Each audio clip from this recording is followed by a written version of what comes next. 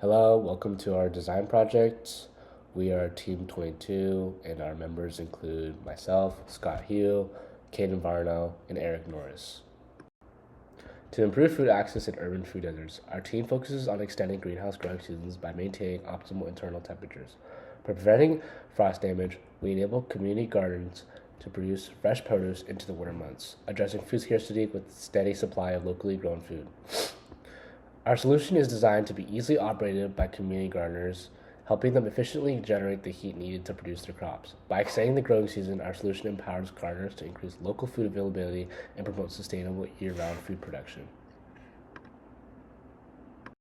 Our design was guided by the following criteria, constraints, and metrics.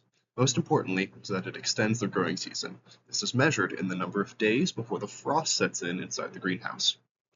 Our total cost must be under $4,000 based on the materials, parts, and manufacturing.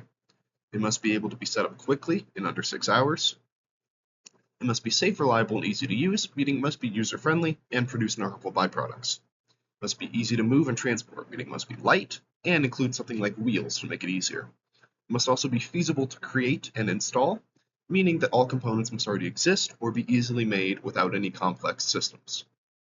The main parts of our testing process were as follows.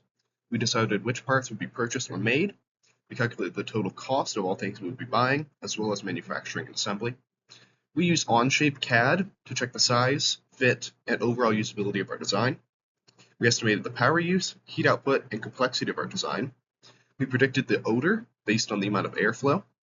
And we concluded that this pumped air design was very effective at meeting all criteria and constraints. From our testing process, we acquired the following data. It cost only $210, which is 5% of the budget.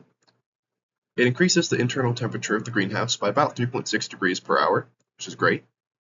We found that it uses only about 300 watts, which is well within our range. We found that it was not very complex due to requiring little maintenance or setup, and it had little to no smell based on the sufficient airflow. Next, we'll take a look at our final solution in detail. Our design conveniently uses a generic trash can like you would see wheeled to the curb on trash day. Compost is placed inside the trash can on top of the orange plate at the bottom, and air is passed through the compost. By placing the compost bin within our greenhouse, we can use the excess heat from our compost bin to heat the greenhouse. Let's look at how the system produces controllable heat. The aeration system is key to this compost system. Passing air through our compost bin solves multiple problems. The first and most important is heat transfer. Air rises from the bottom of the compost pile to the top, carrying heat from the center of the compost pile out the top of our trash can, which we'll look at in a second. Second is that by cooling down our compost, we allow the decomposition of the pile to continue.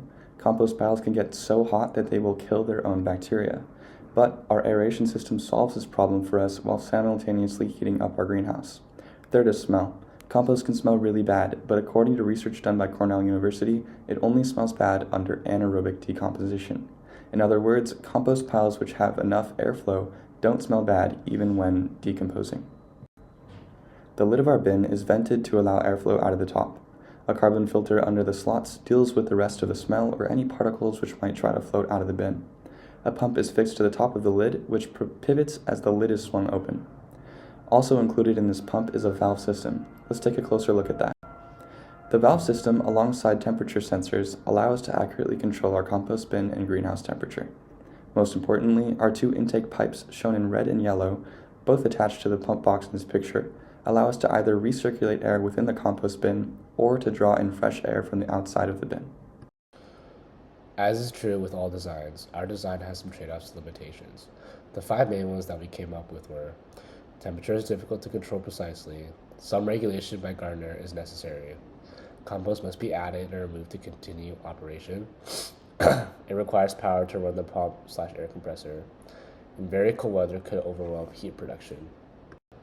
What our design does do effectively is turn compost into efficient heating instead of using electric heaters. The spent compost can be returned to the greenhouse soil, returning nutrients to the plants. It's easy to move due to the trash can structure. It's a relatively simply designed and operation. Maintenance is comparable to a standard compost bin, and the lid is removable for easy access and or repair.